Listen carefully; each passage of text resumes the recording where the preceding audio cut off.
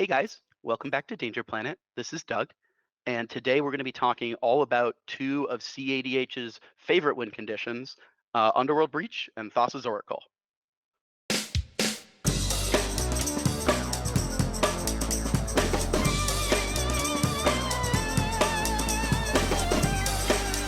Hey guys, this is Doug.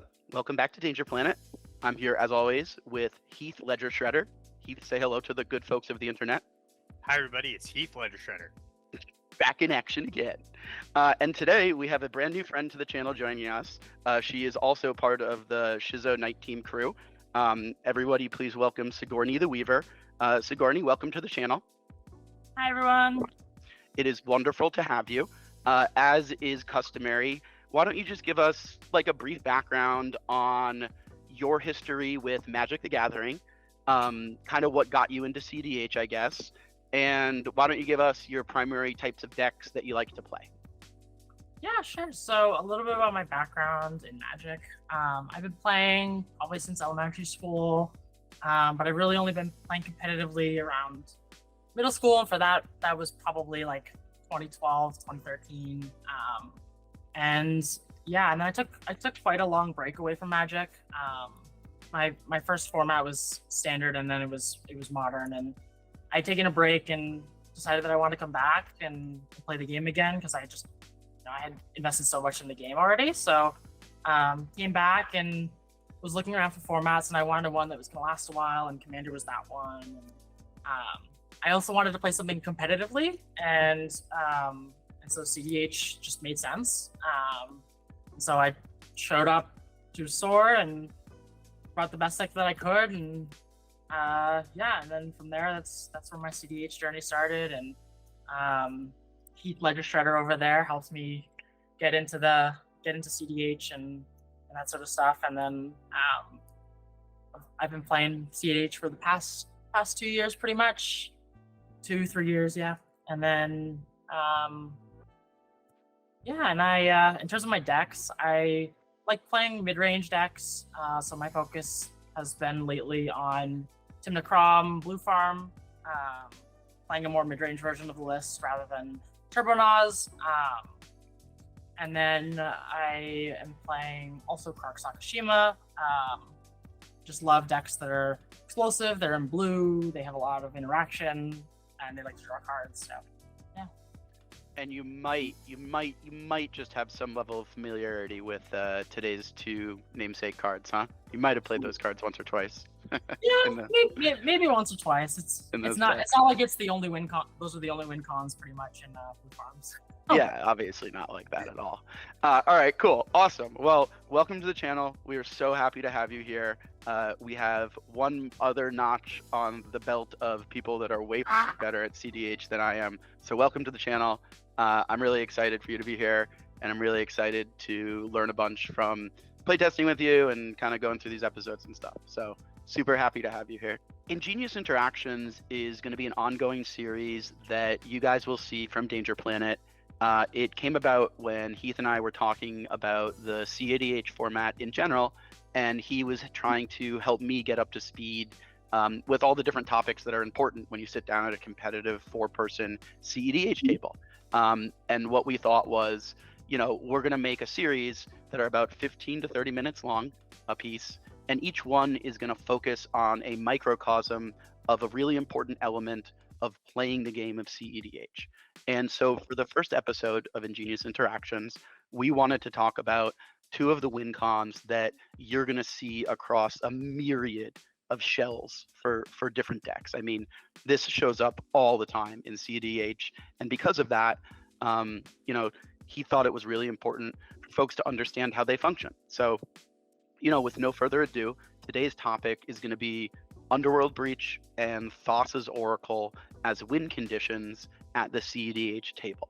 So, Heath, why don't you give us a little bit of context to start off with why the heck is Underworld Breach and Thassa's Oracle so important to this format, and why do you see them all the time? What are they all about in general? Yeah, absolutely. So there are a couple key characteristics of both of these win cons and their surrounding packages that make them ideal for the top decks in the format right now. So for both Thoracle-based combos and Breach-based combos, you find they're in colors that are already very good. Underworld Breach is at its baseline red, but often comes with Brain Freeze, so blue, Savine's Reclamation in white, Lion's Eye Diamond, which is of course going to fit into any of these decks, but being in red and blue already puts it with the highest tier for the quality of interaction, and Dockside Extortionist and other really powerful red cards that allow you to turbo your game plan. Similarly, Thassa's Oracle is almost always accompanied with Tainted Pact and Demonic Consultation, two cards that expressly exile your entire deck. These cards are in blue and black, and so you have the best of interaction again, and you also have access to great tutors. These also happen to line up with Timna and Crom, for example, two very good commanders. When decks are being built in the best colors, they usually have access to this combo, and then from that point, these two combos tend to overshoot other combos in the same color. The reason for that is going to be card quality. For the Thassa's Oracle combo, you need to run Thassa's Oracle, which is functionally the only dead card, quote unquote, in that combo, because Demonic Consultation and Tainted Pact are both incredibly high quality cards. Tainted Pact allows you to functionally search your deck by exiling the top card of your library and continuing to do so until you either choose to put a card in your hand or you run out of cards in your library, or if you reveal two cards with the same name, which nearly never happens unless you're running multiple basic lands. So in that case, it allows you to search your deck regardless of opposition agent or any other tutor hate. And similarly, Demonic Consultation allows you to name a card and find it. So in a pinch, it can serve as a piece of interaction, as you can use it to find free interaction. So the card quality there is incredibly high, and the package is very lean and mana intensive. Underworld Breach, on the other hand, also has incredibly high quality, but it comes from the fact that Underworld Breach is usually able to kill all of your opponents basically whenever you cast it from the middle game onwards. Underworld Breach, for those unfamiliar, is an enchantment that is one red and one colorless, and it allows players to escape cards from their graveyard by exiling 3 cards from your graveyard. So if your graveyard's full of fetch lands, interaction you may have used earlier, especially if you're on blue and you've used plenty of counter spells, old tutors that you don't need anymore, you have the access to kill your opponents and assemble a combo very quickly, and it can often serve as a 1-card win condition, because if you have any kind of tutor in your graveyard, or a Lotus Petal, or Lion's Eye Diamond, or Dark Ritual, any of these cards, you can, the card basically serves itself, and then what are the dead cards you have to run with it? Oh, Lion's Eye Diamond, an incredibly good free piece of ramp when you're tutoring, or Brain Freeze, which is not usually the best card, but if you're playing against decks that have, for example, food chain based combos where they're casting creatures an infinite number of times, you can easily target them with a storm count and mill their deck and kill them, or you can mess with top deck tutors in a pinch. So because of that, you have incredibly high card quality combos that are very lean, and then they're in very good colors, so they end up working very well. Sigourney, do you want to talk about some of the sort of main obvious interaction points for Thassa's Oracle combo? Yeah, so there's a couple ways you can interact with that combo. There's proactive and reactive interaction. So in terms of proactive interaction, it can be cards like that prevent end of the battlefield effects, and typically we don't include those unless you're playing a sack stack. So for sack stacks, those are a great piece of interaction to stop Oracle combos. But as for like if you're playing a blue deck or a green deck, you have interaction. Endurance is a great way to interact with a Oracle combo. You just cast Endurance or invoke Endurance with the Thassa's Oracle trigger on the stack after the Demonic Consultation or Tainted Pact is already resolved, and that'll shuffle the graveyard into the library, and then the Oracle trigger won't win the game. You can also do that with breach combos. So somebody casts a breach, you just do the endurance thing, and the breach is useless. And then there's other ways to interact. Silence effects. You can, for breach specifically, you can silence.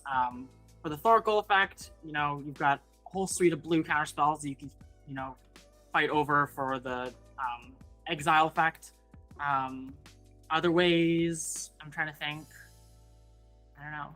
I feel like those are typically what you're going to see is either like a piece of interaction in your hand, like a counter spell for the Tainted Pact or the Demonic Constitution, or you're going to see like an endurance stopping Thorkel or Breach win. So. Yeah, so those are great key ones to focus in on. So the first one to really address is particularly in the context of Thorkel wins would be proactive stacks pieces. The most obvious ones are if a Thassa's Oracle trigger can't enter the battlefield, the trigger being when Thassa's Oracle enters the battlefield, you win the game if you have no cards. Yeah, you win the game if your library has cards in it that are less than your devotion to blue. Also, you may look at the top X cards where X is your devotion to blue and put one on the top and the rest on the bottom, which is usually going to occur if they haven't won the game. So for that reason, stopping that from the Thorkel from entering the battlefield is very effective. Usually this is a 2-card combo, so rule of law effects can hinder this combo. It's not a hard stop because, for example, with Tainted Pact, a player can choose to exile all but the last card in their library. And then when they untap on their turn and they draw for their turn, there will be no cards left when they cast it main phase. So limiting them to one spell a turn is an effective way to slow it down, but it's not a technical full stop. Heath, can you give a quick example, or I guess both Heath and Sigourney, we have 2 experts on the line today. Can you guys give some quick examples of rule of law style of cards that you're going to see on the table pretty commonly? I think that would be a good context point. Yeah, Archon of Emeria is probably the most common one, and that just says you can't cast more than one spell a turn, and non-basic lands enter tapped. That's pretty common. Otherwise, you'll actually just see the card Rule of Law or Deafening Silence, which is non-creature spells once per turn. Aethys One Candace is another effect, but those are pretty standard. Yeah, and when Heath was mentioning the Breach combo or the Tainted Pact thing, it reminded me that you can also deconsult after scrying a card from the top of your library to the bottom with Thrasios. So also be mindful of that as well. Exactly. So Demonic Consultation allows you to name a card, and if you've used Thrasios 2 times and scribed 2 cards to the bottom, you would in theory know the bottom card and then the second to last card in your library.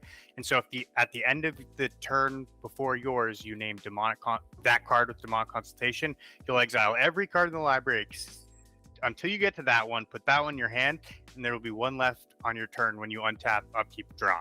And so that's an effective way. So the rule of law type effects, like Sigourney mentioned, are very effective at stopping that type of interaction temporarily. They can usually apply a temporary advantage. One other aspect of this combo to be aware of is that because Thassa's Oracle is a 2-mana creature, it's very easy to find with Neoform or Eldritch Evolution or Finale of Devastation. And so that sort of brings us to our next way of interacting this, which would be counter spells, which are a very obvious way to interact. Now, in certain decks, like the Sacred Guide version of Timnath Thrasios, which I run, Demonic Consultation card can be replaced with Sacred Guide, which is a 1/1 human cleric for 1 white mana that says, pay 1 white and 1 colorless and sacrifice this creature. When you do, reveal cards from the top of your library until you reveal a white card, and then exile all the cards found and put that white card into your hand. Now, if there's no white cards in your library, your entire deck is exiled. The important aspect of this is that this is a creature, the same way that Thassa's Oracle is. So when we're interacting with this with Counterspell, we have to keep in mind how the deck will be exiled, whether we expect it to be a Tainted Pact, a Demonic Consultation, or a creature-based activation, and what part of that we can interact with counterspells. So if we're trying to interact with a creature, normally our best interaction is going to be Force of Will, Pact of Negation, potentially Mana Drain, which is fairly uncommon. Sometimes Mindbreak Trap, too. Yes, sometimes Mindbreak Trap, if you can hard cast it, or if there have been 3 spells cast in a turn. So those can be our best ways to interact with it. However, particularly with this combo, it's usually best to actually fight over the demonic consultation or the tainted pact. The reason for this is, if we think about a hypothetical interaction where we are aware our opponent has those cards and is going for the win, and they cast a Thassa's Oracle. If they cast Thassa's Oracle and we try and counter it, then our opponent still has a tainted pact and a demonic consultation in their hand, and we have not permanently dealt with that solution, and we also haven't really juiced the maximum value we could in this situation. However, if our opponent casts Thassa's Oracle, puts the trigger on the stack, holds priority, and then casts one of those two spells, they've committed that spell to the table. We can now interact with it, and then at the end of the combo, if we have successfully stopped them, they now have neither of the two parts of their combo, which is especially relevant if they might be running Laboratory Maniac or another way to breach to recur the Thoracle. Exactly. Breach to recur the Thoracle, play a Phantasmal Image to copy a Thoracle, bounce the Thoracle back to their hand and replay it. So it's important to get rid of that spell as well. Another key dynamic would be that playing with Thassa's Oracle and using this combo includes exiling your deck. So Sigourney, can you talk about some of the dangers or, I guess, interesting ways with onboard tricks you can interact with players exiling their deck? Yeah, so there's a lot of things you can do on board. A lot of the Thoracle decks or breach decks in general will run, say, a Crom or an Esper Sentinel. And we have to be mindful of that because those are mandatory triggers. And so what we can do is actually force your opponents to draw before the Thassa's Oracle trigger resolves when they have no cards in their deck left. That's one great way to do it, is to just deck them, make them lose the game before they're able to execute the Thoracle win. Yeah, I think that's probably the big one. Yeah, that's the main one to keep in track. This Notion Thief is also a relevant card that can be found in these blue-black piles. And if Notion Thief is also not mandatory, so if you have a way to cast a Brainstorm or crack a Nurturing Peatland or Horizon Canopy land in order to draw a card, you can force your opponent to draw at an inopportune time. And so finally, go ahead.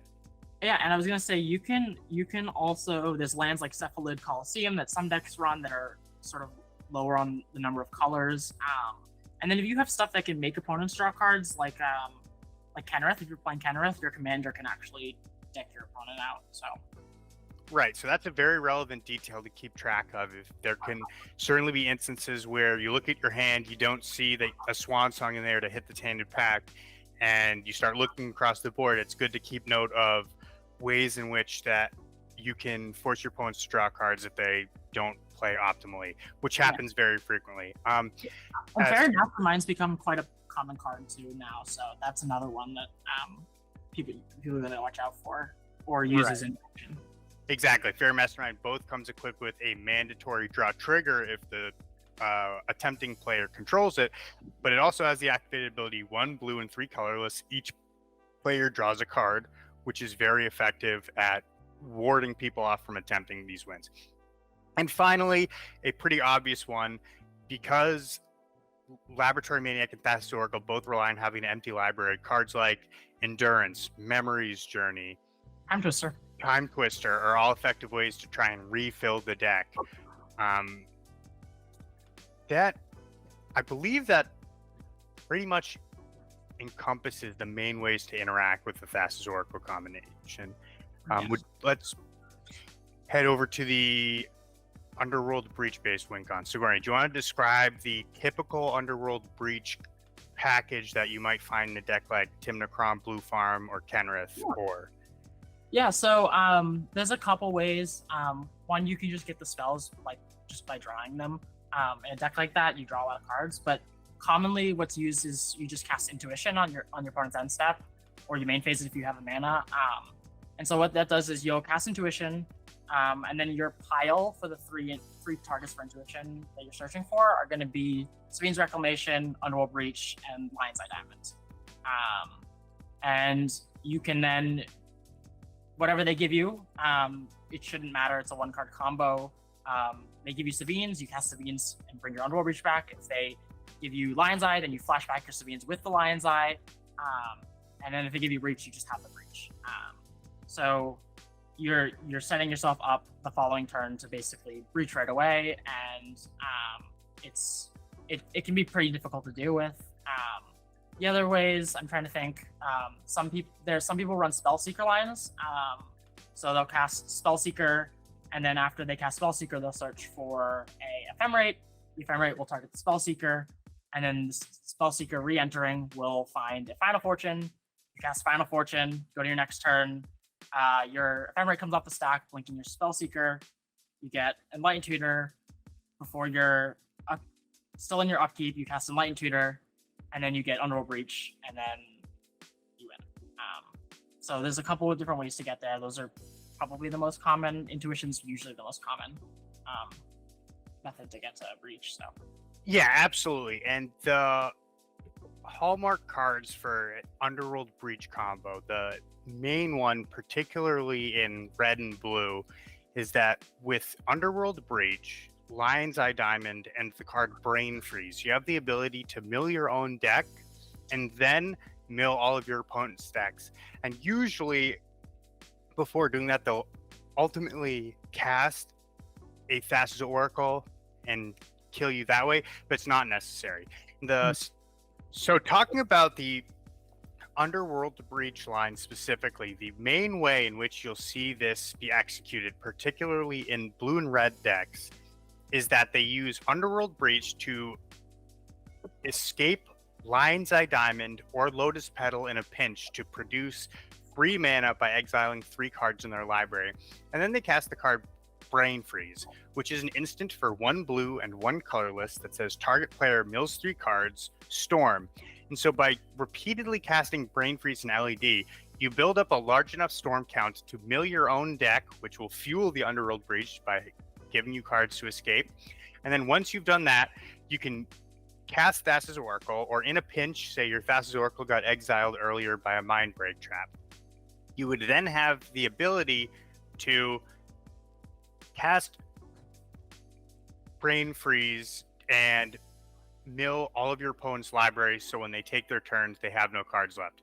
There's some interesting interactions there. If you're playing in a tournament that has turns before draws, for example, if a player is not going to take an additional turn, they won't die, so that's not ultimately lethal. But at the end of the day, that's the main way the combo works. And so the proactive ways of stopping this combo are similarly through stacks pieces. The rule of law effects that we discussed earlier are much more effective here because, unlike for the Thassa's Oracle combos, there isn't really an effective way to cast these spells one at a time. Underworld Breach only lasts until the end of the turn, and so you have 1 turn to execute your entire combo. So a rule of law can certainly stop it. Similarly, effects like Drannith Magistrate that stop players from casting spells from anywhere other than their hand would stop this, because escaping a spell with Underworld Breach is effectively casting it from your graveyard, and so it's stopped by Drannith Magistrate. Now, for the stacks pieces that are semi-effective against this, one would be Rhystic Study and Mystic Remora can sort of operate as stacks pieces or wards against going off, because in order to fully execute this combo, it results in a player drawing a ton of cards, or the player with the Mystic and the Rhystic to draw a ton of cards, because usually they're 2 mana tight to be paying for either of those effects. Similarly, if the full combo has been assembled, effects like Opposition Agent wouldn't work, but an often play pattern for Underworld Breach, specifically in the mid game when there's enough cards in the graveyard to operate, is to cast Underworld Breach with the intention of escaping a card like Demonic Tutor, putting a Lion's Eye Diamond in your hand, and then playing the Lion's Eye Diamond, discarding your hand to refill your graveyard, and then retrying to Demonic Tutor to find the Brain Freeze. And so if you can stop the tutors, you prevent them from assembling their combo, which Underworld Breach can usually do in and of itself. For similar reasons, graveyard hate like Rest in Peace or Douthie Voidwalker, or the usage of well-timed endurances, starves the Underworld Breaching player of critical resources to execute their combo. So, Sigourney, if someone is attempting to go off with an Underworld Breach, when is the opportune time to execute using counter spells against it? I think it really depends, and you really have to take like a a notice of how much mana the player has, because a lot of times these breach combos come and they're really tight on mana, or they may not have a lot of cards in their graveyard, and so they might be tight on cards that they exile. So sometimes it's great to just like endurance right away right after they cast a breach to shuffle, and that's a great way to interact. But other ways you can interact, silence effects are amazing because then the breach resolves, but there's nothing, you can't cast anything. So silence effects are a really good way at stopping it. One of the great ways to sort of prevent that is like casting the Ranger Captain of EOS and just sitting on it, because if the Ranger Captain's there and they cast a breach, like they're just wasting their breach because they won't be able to cast or combo off with the breach. So you can do Deathrite Shaman to exile Brain Freeze. That's always an option. You can there's a lot of different ways. I'm trying to think. Collector Oof stops the Lion's Eye Diamond, so there's a lot of different points that you can interact, and you just have to be really careful because cards like, say, Otawara or Boseiju can help get around a lot of stacks pieces. So people may just cast a Underworld Breach and be like, "Oh, this is going to resolve since people think I forgot," and then all of a sudden you're Boseijuing or Ottawaring the stack piece that stops you from winning. So Right. Just be very mindful of that when you're sort of interacting Right. with it. So additionally, Underworld Breach is an enchantment, which means it's hit by pretty much every common counter spell in the format except Dispel. I mean, it's not blue, so you can't hit it with Pyroblast, but you can even hit it with Spell Snare because it's 2 mana. It's enchantment, which means it gets hit by Swan Song. It's non-creature, so Force of Negation and Fierce Guardianship hit it. And the general rule of thumb when dealing with an Underworld Breach is that in the vast majority of cases, you should stop it before it resolves. Even if it appears like their graveyard is lean, the only instance when you might want to execute differently is in a hypothetical world where they're going to crack an LED after playing it, discarding their hand, and lack the ability to defend the Underworld Breach or your ability to Mindbreak, trap the Brain Freeze, and stop them from going off. That is incredibly rare. It requires usually perfect mana, and so generally the principle is to just get rid of the breach, stop the breach before it resolves. Whereas for the Thassa Oracle, you want to have the Oracle resolve so that you can draw out the Tainted Pact or the Constellation, interact with that. There's a couple reasons for this. The number one reason is that cards like Pact of Negation or other really inexpensive counterspells are very effective at protecting a breach once the breach is resolved, because they can cast it the first time and from their hand, or they can escape it for free, and you're now fighting with every counterspell that's remaining in their graveyard that they have mana to play. And so it's better to just stop it with the small number of cards in their hand than it is to try and fight a game's worth of interaction they may have used earlier to this point. Yeah. And a lot of times there are scenarios where you just don't have the interaction to counter the breach, but you might have like removal spells to deal with the breach after it's resolved. And in those situations, you typically want to do it when your opponent is like tapped out of mana, when they're either casting their Lion's Eye or they are casting the Sabine's Reclamation or something, or whatever they're casting that they're tapped out. You can cast your Force Evaker or your Boseiju or whatnot to interact with it. And so you may, if you don't get the chance to stop it in the first place, just remember that there's always a chance that you can do it. Just make sure your timing is correct, because if they brain freeze and they brain freeze into interaction, or they brain freeze into a deflecting slot, then you may just miss your chance to interact with the breach. Right. So once the breach has resolved, because they have to execute their combo mostly at sorcery speed by recurring Lion's Eye Diamonds, you do have opportunities to try and create choke points, maybe before the first brain freeze resolves or before they've gotten their first mana from the Lion's Eye Diamond, and try and interact then. However, it gets exponentially harder the more cards they mill with brain freeze. So you're always going to be best served by trying to stop it as early as possible. Mm-hmm. Yeah. And if there's a player that seems like, they may not know it. Like, it's better to be safe than sorry. The breach is so powerful, and they could just have brain freeze in hand and then they're sitting on it. Like, you just got to be really careful with it because it's such a strong card and it can come out of nowhere and just steal the game. So Absolutely. Doug, do you have any questions? No, I think you guys did a really good overview. I mean, I guess what are the biggest thing that comes to mind for me is, let's say you are literally prepping for next month's tournament over at Time Vault or something, right? Or Sigourney, wherever, because you're on the other coast for currently, wherever you go to your monthlies or whatever, or you're prepping for your next digital event. What are the most likely shells that are going to be using either one of these as a primary win con? Because I know some of these decks some of the shells just use one, and some shells use both. Can you just go over the likely candidates that are going to be using these, and if any of them use them in particularly unique ways? I guess it's worth calling it out. That'd probably be my biggest question. Yeah. Mr. So Ledger. the main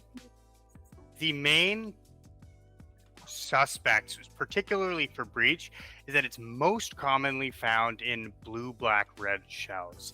The black cards as tutors are incredibly good with the Underworld breach combo, so you're likely to see them run in conjunction. Now, obviously, if the deck's not on red, you won't see Underworld breach, and it does appear occasionally in fewer color blue-red shells. Krark Sakashima. Yeah, Krark Sakashima often runs it. You can occasionally see it in Malcolm Tana. I know that Jessica Ishai runs it. The main suspects, however, are going to be your large color Timnacrom decks or your Grixis Storm decks. So that's usually Rograk and Silas, but it can also be Krark and Silas. You could also see it in Kenrith. It's incredibly common in. If you see Bruce Tarl and Thrasios, some of the variants do run it, but it's much less common there.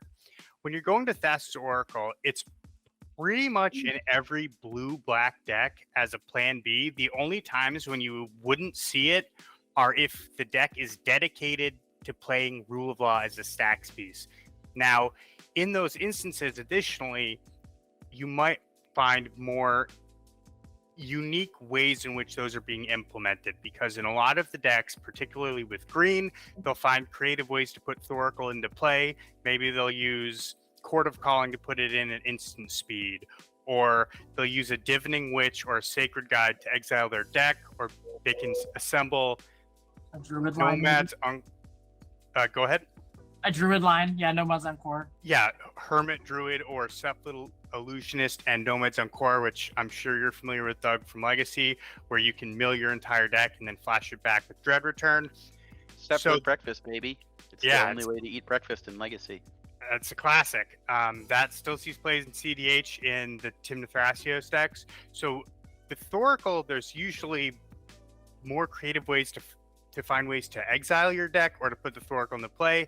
For Breach, the most creative ways you're going to see it are in Sans Blue builds. So if you're seeing a Timnatana Storm deck or a Jund Storm deck, you're going to have to follow the same fundamental principles where you want to interact with the Breach first, but they might be using the Breach to, instead of cast Brain Freeze multiple times, use LED and Gamble or other tutors to assemble a combo that way. And there is functionally works as sort of a pseudo one card engine, but really an engine to assemble another combo which will be delivering the lethal blow. Yeah, I think those are good call outs. Scorny, do you have any points you want to make? Anything you want to add on? I guess it's to both you guys, you did a really comprehensive job of going over kind of both of how these fit into the formats. Do you guys have closing thoughts on anything that we didn't get to yet that you want to make sure you call out, that we make sure that we know that we said to the internet so they can't say that we didn't, basically? Honestly, yeah, just from my end, just be mindful of how many times you're opponents are tutoring, or drawing, because it's really like if you don't keep track of those in your head, you may not realize that like your opponent's just sitting on the win in hand and they're just sandbagging.